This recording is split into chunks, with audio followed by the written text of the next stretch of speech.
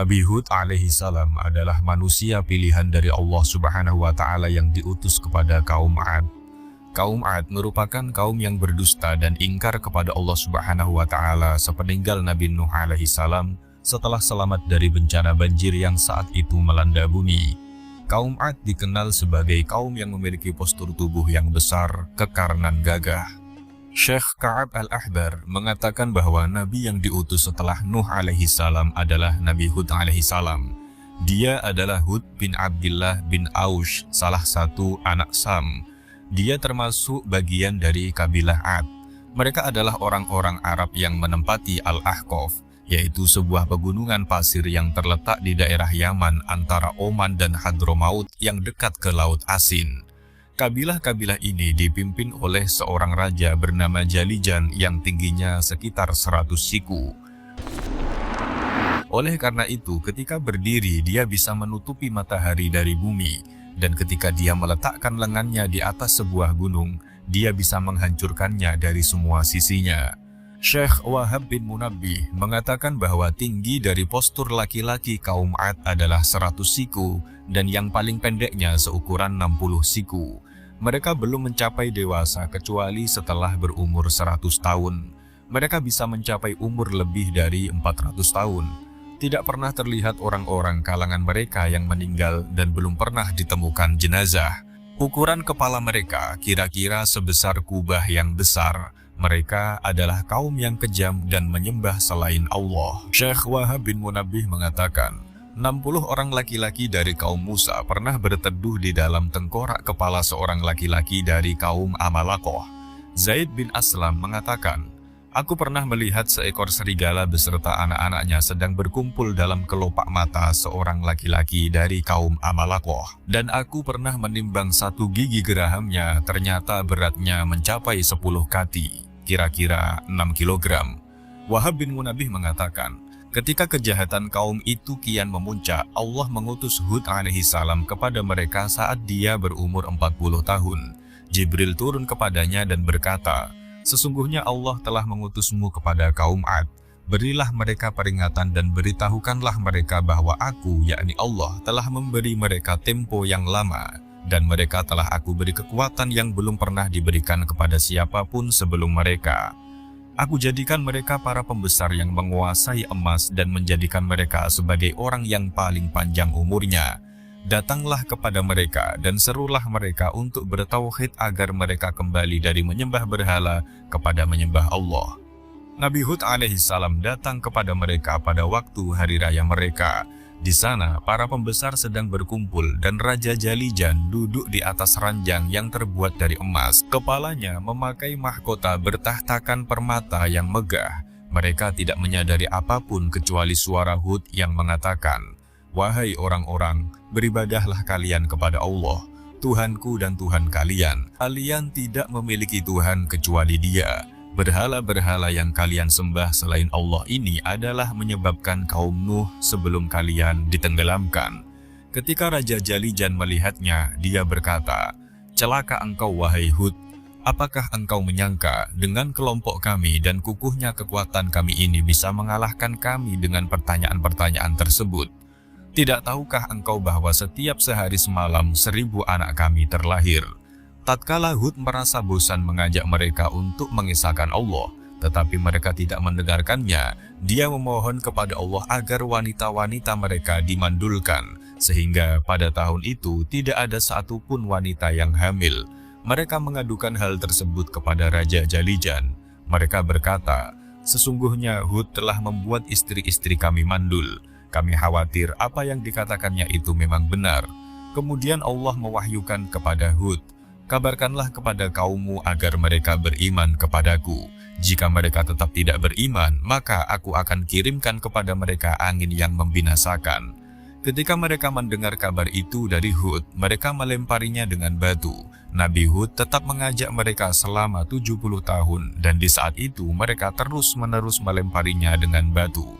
Ketika Nabi Hud alaihi salam merasa putus asa dengan mereka, dia berkata, wahai Tuhanku, engkau tahu bahwa sesungguhnya aku telah menyampaikan risalahmu kepada kaum Ad, tetapi mereka tetap dalam kekafiran mereka karena kesesatan mereka yang nyata. Selanjutnya, Allah menghentikan hujan dari mereka selama 7 tahun. Setelah tanah mereka mengering, hewan-hewan ternak mereka binasa, sementara kebutuhan mereka kian meningkat, sehingga mereka banyak yang mati hingga mencapai setengahnya. Pada zaman tersebut, mereka mendapatkan bencana tidak turun hujan. Beberapa di antara mereka pergi ke Mekah untuk berdoa kepada Allah di Baitul Haram agar pada bulan tersebut diturunkan hujan untuk mereka. Kaum Ad memilih 70 lelaki yang paling soleh di antara mereka untuk berangkat ke Mekah. Mereka membawa kain untuk penutup Ka'bah. Tatkala mereka menutupi Ka'bah dengan kain tersebut, tiba-tiba datang angin badai. Angin itu menyobekkan kain penutup tersebut dan melemparkannya dari Baitullah. Kemudian mereka mengelilingi Ka'bah, berdoa kepada Allah dan memintakan hujan untuk kaum mereka. Pada saat itu terdengar ada seseorang yang mengatakan bait-bait syair berikut. Semoga Allah mencela delegasi kaum Ad yang telah datang kepada kami. Sesungguhnya kaum Ad adalah penghuni neraka jahanam yang paling jelek. Mereka mengutus delegasi untuk memintakan hujan, tetapi kenyataannya mereka bakal mendapatkan air yang panas. Setelah delegasi itu berdoa kepada Allah, Dia mengirimkan 3 awan yang berwarna putih, merah, dan hitam. Kemudian mereka mendengar seseorang berkata, "Pilihlah salah satu dari ketiga awan itu." Orang yang paling tua di antara mereka memilih awan yang berwarna hitam.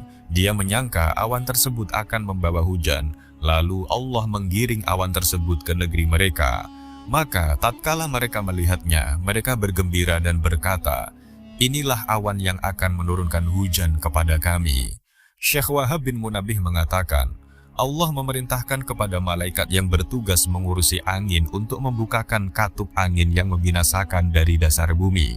Tatkala kaum Ad melihat awan yang disangka akan membawa hujan tersebut, mereka bergegas lari ke gurun-gurun. Tiba-tiba angin yang membinasakan berputar-putar, mencerabuti pepohonan dari akar-akarnya, dan putarannya menghancurkan apapun yang terkena olehnya. Hal ini terus berlangsung hingga 7 hari 8 malam tanpa henti.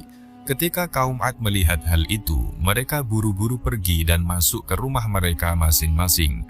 Tiba-tiba, angin datang dan mengeluarkan mereka dari rumah-rumah mereka. Ketika angin kian membesar, mereka keluar menuju gurun-gurun dengan memakai persenjataan.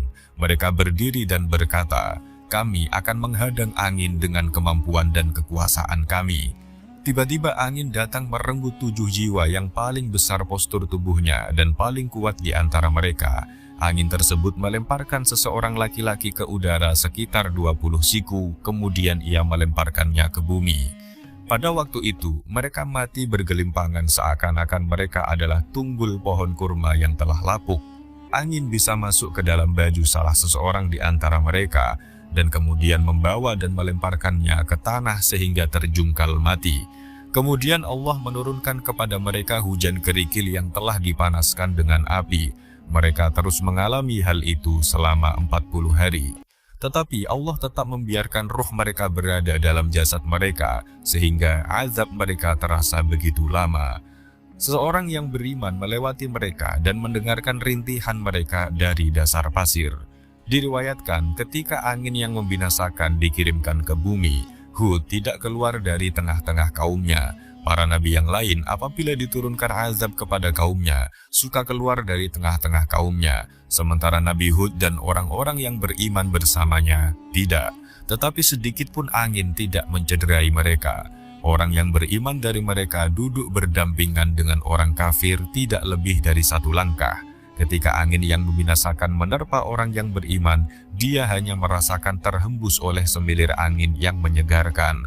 Sementara ketika menerpa orang kafir, yang terasa olehnya adalah angin beracun yang menyesakkan. Adapun raja mereka, Jalijan, setelah kaumnya binasa, masih tetap hidup selama beberapa hari sehingga dia melihat mereka semua telah binasa. Kemudian angin datang kepadanya, dan lalu masuk dari mulutnya dan keluar dari pantatnya sehingga dia terjatuh mati. Tidak ada seorang pun yang selamat dari azab tersebut kecuali Nabi Hud beserta orang-orang yang beriman bersamanya. Selanjutnya Allah mengutus burung-burung hitam. Burung-burung tersebut mengangkut jasad-jasad mereka dan melemparkannya ke suatu tempat yang bernama Al-Bahrul Muhit. Ada sebuah riwayat yang menuturkan bahwa seorang laki-laki datang kepada Imam Ali bin Abi Thalib radhiyallahu anhu. Imam Ali bertanya kepadanya, "Hai laki-laki, dari negeri mana asalmu?" Laki-laki itu menjawab, "Dari Hadramaut di negeri Yaman." Ali bertanya kepadanya, "Apakah engkau mempunyai kabar tentang kuburan Nabi Hud?" Laki-laki itu menjawab, "Ya, yaitu pada masa mudaku aku pergi bersama sekelompok sahabatku. Kami berjalan hingga datang ke Gunung Ad. Di sana terdapat sebuah gua yang memiliki lubang kecil. Kami berjalan di dalam lubang tersebut dengan susah payah hingga kami sampai ke suatu tempat.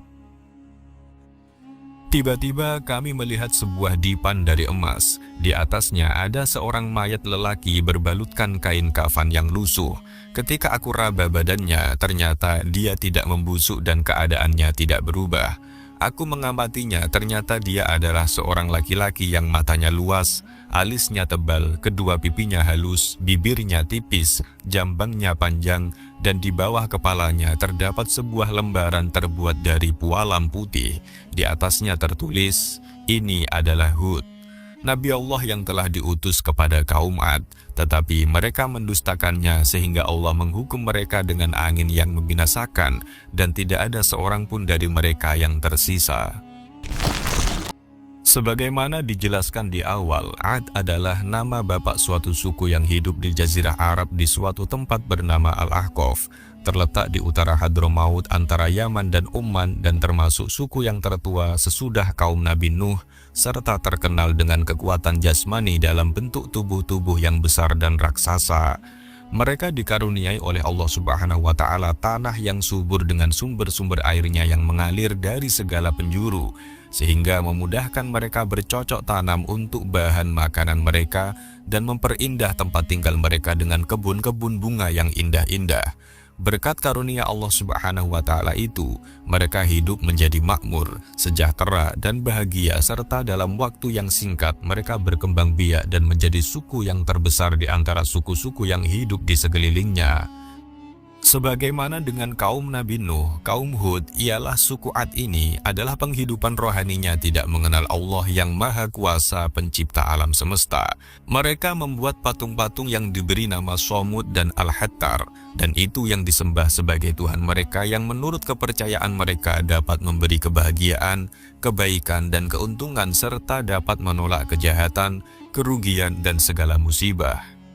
Ajaran dan agama Nabi Idris dan Nabi Nuh sudah tidak berbekas dalam hati, jiwa, serta cara hidup mereka sehari-hari. Kenikmatan hidup yang mereka sedang tenggelam di dalamnya berkat tanah yang subur dan menghasilkan yang melimpah ruah menurut anggapan mereka adalah kurniaan dan pemberian kedua berhala mereka yang mereka sembah. Karenanya, mereka tidak putus-putus sujud kepada kedua berhala itu, mensyukurinya sambil memohon perlindungannya dari segala bahaya dan musibah berupa penyakit atau kekeringan.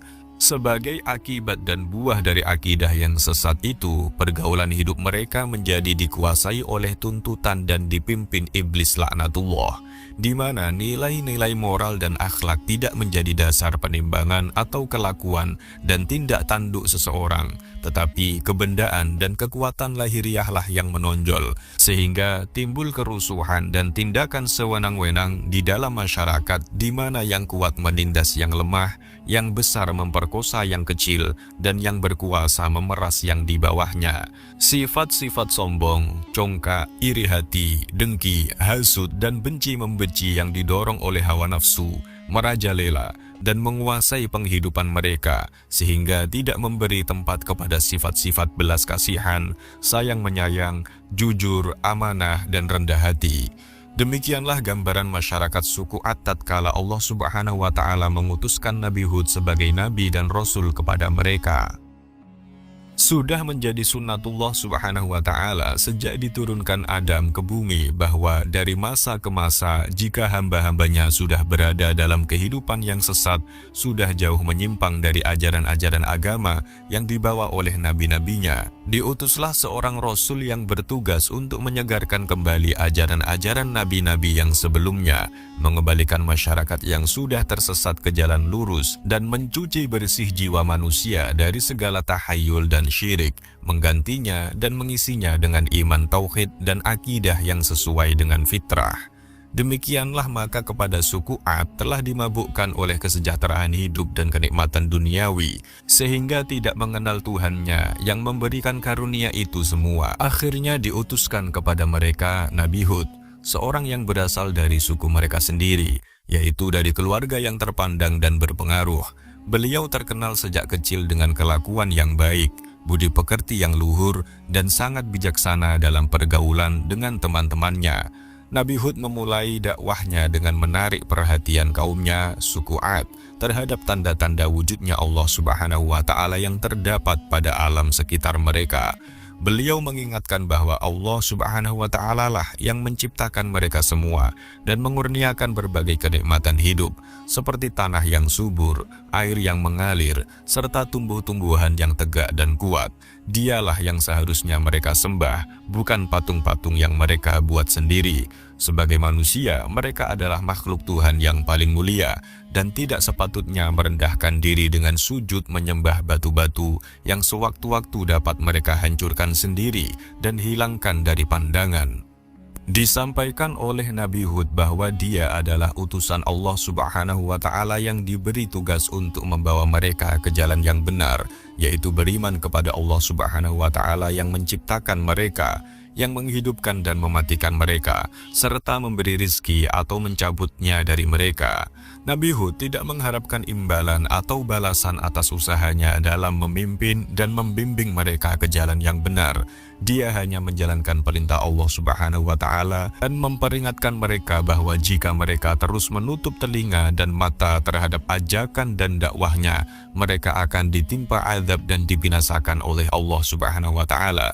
Sebagaimana yang terjadi pada kaum Nuh yang mati tenggelam dalam air bah akibat kecongkaan dan kesombongan mereka yang menolak ajaran Nabi Nuh dan tetap bertahan pada pendirian serta kepercayaan mereka kepada berhala dan patung-patung yang mereka sembah. Bagi kaum Ad, seruan dan dakwah Nabi Hud merupakan hal yang tidak pernah mereka dengar atau duga sebelumnya. Mereka melihat bahwa ajaran yang dibawa oleh Nabi Hud akan mengubah cara hidup mereka secara total dan membongkar peraturan serta adat istiadat yang telah mereka kenal dan warisi dari nenek moyang mereka. Mereka tercengang dan merasa heran karena seorang dari suku mereka sendiri berani merombak tatanan hidup mereka dan mengganti agama serta kepercayaan mereka dengan sesuatu yang baru yang tidak mereka kenal, yang tidak dapat mereka pahami, dan yang tidak dapat diterima oleh akal mereka. Dengan serta-merta, mereka menolak dakwah Nabi Hud dengan berbagai alasan dan tuduhan yang kosong, serta dengan ejekan dan hinaan yang diterimanya dengan kepala dingin dan penuh kesabaran. Berkatalah kaum Ad kepada Nabi Hud, "Wahai Hud, ajaran dan agama apakah yang engkau hendak anjurkan kepada kami? Engkau ingin agar kami meninggalkan persembahan kami kepada Tuhan-Tuhan kami yang berkuasa ini dan menyembah Tuhanmu yang tidak dapat kami jangkau dengan panca indera kami, dan Tuhan yang menurut kata kamu tidak bersekutu. Cara persembahan yang kami lakukan ini ialah yang telah kami warisi dari nenek moyang kami, dan tidak sesekali kami tidak akan meninggalkannya. Bahkan sebaliknya, engkaulah yang seharusnya kembali kepada aturan nenek moyangmu, dan jangan mencederai kepercayaan dan agama mereka dengan membawa sesuatu agama baru yang tidak kenal oleh mereka dan tentu tidak akan direstuinya." "Hai kaumku," jawab Nabi Hud, "sesungguhnya Tuhan yang aku serukan ini kepadamu untuk menyembahnya, walaupun kamu tidak dapat menjangkaunya dengan panca inderamu, namun kamu dapat melihat dan merasakan wujudnya dalam dirimu sendiri sebagai ciptaannya, dan dalam alam semesta yang mengelilingimu, beberapa langit dengan matahari, bulan dan bintang-bintangnya, bumi dengan gunung-gunungnya, sungai, tumbuh-tumbuhan dan binatang-binatang yang kesemuanya dapat bermanfaat bagi kamu sebagai manusia, dan menjadikan kamu dapat menikmati kehidupan yang sejahtera dan bahagia. Tuhan itulah yang harus kamu sembah dan menundukkan kepalamu kepadanya. Tuhan yang Maha Esa, tiada bersekutu, tidak beranak dan diperanakkan, yang walaupun kamu tidak dapat menjangkaunya dengan panca indramu, Dia dekat daripadamu, mengetahui segala gerak-gerik dan tingkah lakumu, mengetahui isi hatimu, denyut jantungmu dan jalan pikiranmu.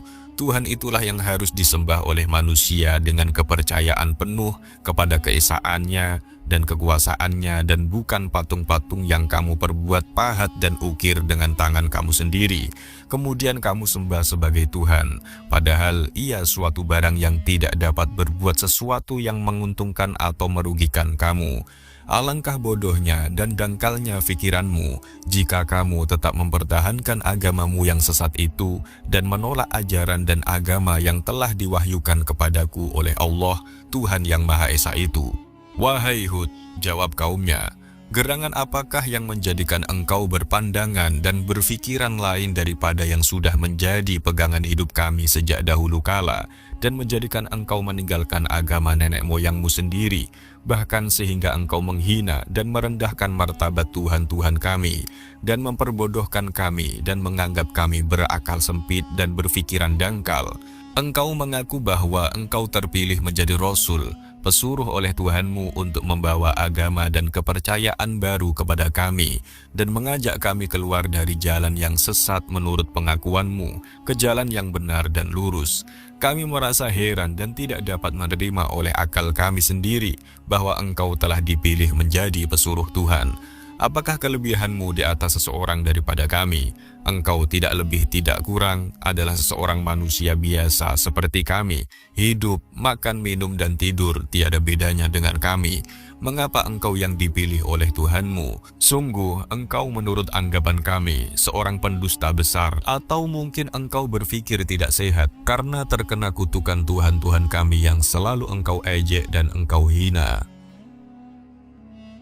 Wahai kaumku, jawab Nabi Hud, aku bukanlah seorang pendusta dan pikiranku tetap waras dan sehat, tidak kurang sesuatu apapun. Dan ketahuilah bahwa patung-patungmu yang kamu pertuhankan itu tidak dapat mendatangkan sesuatu gangguan atau penyakit bagi badanku atau pikiranku. Kamu kenal aku, sejak lama aku hidup di tengah-tengah kalian, bahwa aku tidak pernah berdusta dan bercakap bohong, dan sepanjang pergaulanku dengan kamu, tidak pernah terlihat pada diriku tanda-tanda ketidakwajaran perlakuanku, atau tanda-tanda yang meragukan kewarasan pikiranku dan kesempurnaan akalku.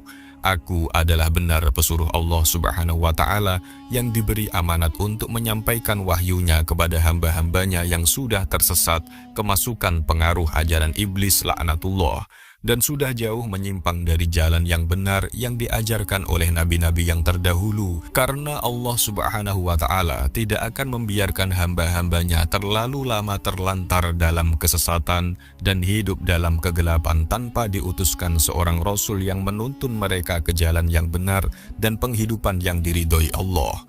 Maka percayalah kamu kepadaku, gunakanlah akal fikiranmu, berimanlah dan bersujudlah kepada Allah Subhanahu wa Ta'ala, Tuhan seluruh alam, Tuhan yang menciptakan kamu, menciptakan langit dan bumi, menurunkan hujan untuk menyuburkan tanah ladangmu, menumbuhkan tumbuhan untuk meneruskan hidupmu.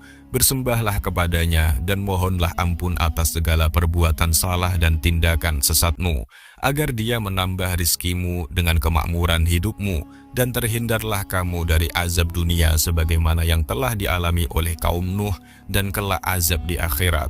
Ketahuilah bahwa kamu akan dibangkitkan kembali kelak dari kuburmu dan diminta pertanggungjawaban atas segala perbuatanmu di dunia ini, dan diberi ganjaran sesuai dengan amalanmu yang baik dan soleh, mendapatkan ganjaran baik, dan yang hina dan buruk akan diganjarkan dengan api neraka. Aku hanya menyampaikan risalah Allah Subhanahu wa Ta'ala kepadamu, dan dengan ini aku telah memperingatkan kamu akan akibat yang akan menimpa kepada dirimu jika kamu tetap mengingkari kebenaran dakwahku. Kaum Ad pun menjawab, Kami bertambah yakin dan tidak ragu lagi bahwa engkau telah mendapat kutukan Tuhan-Tuhan kami, sehingga menyebabkan pikiran kamu kacau dan akalmu berubah menjadi tidak siuman. Engkau telah mengucapkan kata-kata yang tidak masuk akal bahwa jika kami mengikuti agamamu, akan bertambah rizki dan kemakmuran hidup kami, dan bahwa kami akan dibangkitkan kembali dari kubur kami, dan menerima segala ganjaran atas segala amalan kami. Adakah mungkin kami akan dibangkitkan kembali dari kubur kami setelah kami mati dan menjadi tulang? Dan apakah azab dan siksaan yang engkau selalu menakutkan kami dan mengancamkannya kepada kami? Semua ini kami anggap kosong dan ancaman kosong belaka. Ketahuilah bahwa kami tidak akan menyerah kepadamu dan mengikuti ajaranmu karena bayangan azab dan siksa yang engkau bayangkan kepada kami. Bahkan kami menentang kepadamu, datangkanlah apa yang engkau janjikan dan ancaman itu, jika engkau betul-betul benar dalam kata-katamu dan bukan seorang pendusta. Baiklah, jawab Nabi Hud, jika kamu meragukan kebenaran kata-kataku dan tetap berkeras kepala tidak menghiraukan dakwahku dan meninggalkan persembahanmu kepada berhala-berhala itu, maka tunggulah saat tibanya pembalasan Tuhan di mana kamu tidak akan dapat melepaskan diri dari bencananya. Allah Subhanahu wa Ta'ala menjadi saksiku bahwa aku telah menyampaikan risalahnya dengan sepenuh tenagaku pada kalian semua, dan akan tetap berusaha sepanjang hayat kandung badanku memberi penerangan dan tuntunan kepada jalan yang baik yang telah digariskan oleh Allah Subhanahu wa Ta'ala bagi hamba-hambanya. Pembalasan Allah Subhanahu wa Ta'ala terhadap kaum Ad yang kafir dan tetap membangkang itu diturunkan dalam dua peringkat. Tahap pertama berupa kekeringan yang melanda ladang-ladang dan kebun-kebun mereka, sehingga menimbulkan kecemasan dan kegelisahan. Kalau mereka tidak memperolehi hasil dari ladang-ladang dan kebun-kebunnya seperti biasanya. Dalam keadaan demikian, Nabi Hud masih berusaha meyakinkan mereka bahwa kekeringan itu adalah suatu permulaan siksaan dari Allah Subhanahu wa Ta'ala yang dijanjikan, dan bahwa Allah Subhanahu wa Ta'ala masih memberi kesempatan lagi kepada mereka untuk sadar akan kesesatan dan kekafiran mereka dan kembali beriman kepada Allah dengan meninggalkan persembahan mereka yang batil, kemudian bertaubat dan memohon ampun kepada Allah agar segera hujan turun kembali dengan lebatnya dan terhindar mereka dari bahaya kelaparan yang mengancam. Akan tetapi mereka tetap belum mau percaya dan menganggap janji Nabi Nuh itu adalah janji kosong belaka. Mereka bahkan pergi menghadap berhala-berhala mereka, memohon perlindungan dari musibah yang mereka hadapi. Tentangan mereka terhadap janji Allah Subhanahu wa Ta'ala yang diwahyukan kepada Nabi Hud segera mendapat jawaban dengan datangnya pembalasan tahap kedua yang dimulai dengan terlihatnya gumpalan awan dan mega hitam yang tebal di atas mereka, yang disambutnya dengan sorak-sorai gembira karena dikiranya bahwa hujan akan segera turun membasahi ladang-ladang dan menyirami kebun-kebun mereka yang sedang mengalami kekeringan. Melihat sikap kaum Ad yang sedang bersukaria itu, berkatalah Nabi Hud dengan nada mengejek, "Mega hitam itu bukanlah mega hitam dan awan rahmat bagi kamu, tetapi mega yang akan membawa kehancuran kamu sebagai pembalasan Allah Subhanahu wa Ta'ala yang telah kujanjikan, dan kamu ternanti-nanti untuk membuktikan kebenaran kata-kataku yang selalu kamu sangkal dan kamu dustakan." Sejurus kemudian menjadi kenyataanlah apa yang dikatakan oleh Nabi Hud itu, bahwa bukan hujan yang turun dari awan yang tebal itu, tetapi angin taufan yang dahsyat dan kencang, disertai bunyi gemuruh yang mencemaskan, yang telah merosakkan bangunan-bangunan rumah dari dasarnya, membawa berterbangan semua perabot-perabot dan milik harta benda, dan melempar jauh binatang-binatang ternak. Keadaan kaum Ad menjadi panik, mereka berlari ke sana sini mencari perlindungan. Suami tidak tahu di mana istrinya berada, dan ibu juga kehilangan anaknya, sedang rumah-rumah menjadi sama rata dengan tanah. Bencana angin taufan itu berlangsung selama 8 hari 7 malam, sehingga sempat menyapu bersih kaum Ad yang congkak itu, dan menamatkan riwayatnya dalam keadaan yang menyedihkan untuk menjadi pengajaran dan ibrah bagi umat-umat yang akan datang. Adapun Nabi Hud dan para sahabatnya yang beriman telah mendapat perlindungan Allah Subhanahu wa Ta'ala dari bencana yang menimpa kaumnya yang kacau balau. dan tenang seraya melihat keadaan kaumnya yang kacau balau mendengar gemuruhnya angin dan bunyi pohon-pohon dan bangunan-bangunan yang berjatuhan serta teriakan dan tangisan orang-orang minta tolong dan mohon perlindungan. Setelah keadaan cuaca kembali tenang dan tanah Al-Ahqaf sudah menjadi sunyi senyap dari kaum Ad, pergilah Nabi Hud meninggalkan tempatnya untuk berhijrah ke Hadramaut, di mana ia tinggal menghabiskan sisa hidupnya sampai wafat, dan dimakamkan di sana, di mana hingga sekarang makamnya terletak di atas sebuah bukit di suatu tempat lebih kurang 50 km dari kota Siwun, dikunjungi para peziarah yang datang beramai-ramai dari sekitar daerah itu, terutamanya dalam bulan Sya'ban pada setiap tahun. Dari kisah Nabi Hud, beliau telah memberikan contoh dan sistem yang baik yang patut ditiru dan diikuti oleh juru dakwah dan ahli penerang agama. Beliau menghadapi kaumnya yang sombong dan keras kepala itu dengan penuh kesabaran, ketabahan dan kelapangan dada. Ia tidak sesekali membalas ejekan dan kata-kata kasar mereka dengan serupa, tetapi menolaknya dengan kata-kata yang halus yang menunjukkan bahwa beliau dapat menguasai emosinya dan tidak sampai kehilangan akal atau kesabaran. Nabi Hud tidak marah dan tidak gusar ketika kaumnya mengejek dengan menuduhnya telah menjadi gila dan sinting. Ia dengan lemah lembut menolak tuduhan dan ejekan itu dengan hanya mengatakan, "Aku tidak gila dan bahwa Tuhan-Tuhanmu yang kamu sembah tidak dapat menggangguku atau mengganggu pikiranku sedikit pun. Tetapi aku ini adalah Rasul pesuruh Allah kepadamu dan betul-betul aku adalah seorang penasihat yang jujur bagimu, menghendaki kebaikanmu dan kesejahteraan hidupmu, dan agar kamu terhindar dan selamat dari azab dan siksaan Allah di dunia maupun di akhirat." Dalam berdialog dengan kaumnya, Nabi Hud selalu berusaha mengetuk hati nurani mereka dan mengajak mereka berpikir secara rasional, menggunakan akal dan pikiran yang sehat dengan memberikan bukti-bukti yang dapat diterima oleh akal mereka tentang kebenaran dakwahnya dan kesesatan jalan mereka. Namun hidayah itu adalah dari Allah. Dia akan memberinya kepada siapa yang Ia kehendakinya. Sekian dari kami, apabila banyak kesalahan mohon maaf yang sebesar-besarnya. Al-haqqu min rabbika falatakunanna minal mumtarin. Wassalamualaikum warahmatullahi wabarakatuh.